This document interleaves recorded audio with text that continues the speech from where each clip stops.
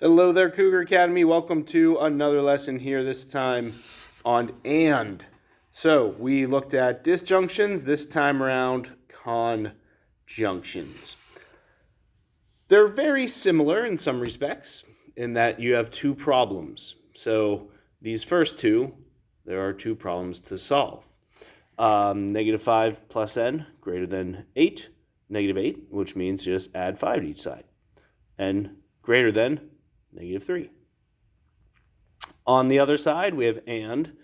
-9 plus n less than or equal to -4. So add 9 with it there. Now, pay attention here to the graph. Okay, so n greater than -3. If we look at it as purple here, it's everything to the right. And less than -5. If we look at here in blue, it's everything to the left. We have an and problem, which means only the numbers that are both are the real solutions. So it's like you want to get milk and eggs. You better have both of them in order to be satisfied. So only where the shading is on both are the solutions. So you want to highlight that as the solutions, only where both are shaded. Okay, that is your little snippet. So you're going to have a piece in between for most of these. Number 10, pretty much same idea, just solve each individually. So less than or equal to -9.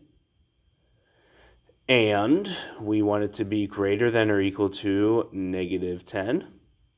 So just remember, if you have different colors, that can be helpful. Less than or equal to -9. And if you draw it off the graph first, that can be helpful. And greater than or equal to -10. And then you're zooming in on where both things are covered. So really in between -10 and -9 are the real solutions. Okay, here are the more challenging ones. They just look a bit scary. These are and problems. Okay, they are and problems, and you want to tackle them a little bit differently. We want to get that x in the middle by itself. All by itself.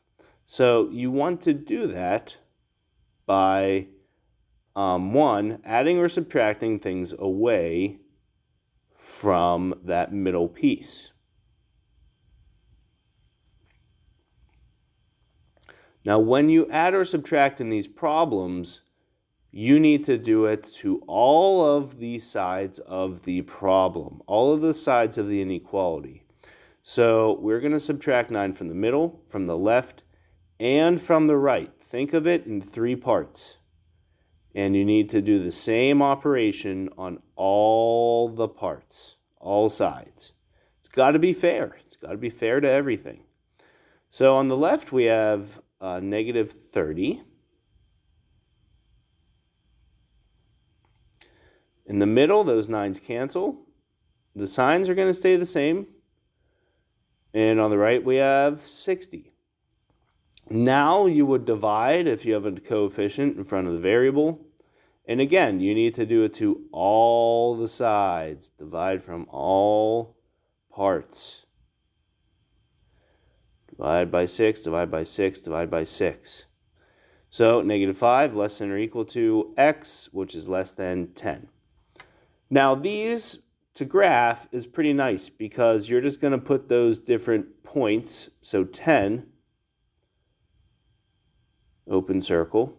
And we're going to look at -5, closed circle.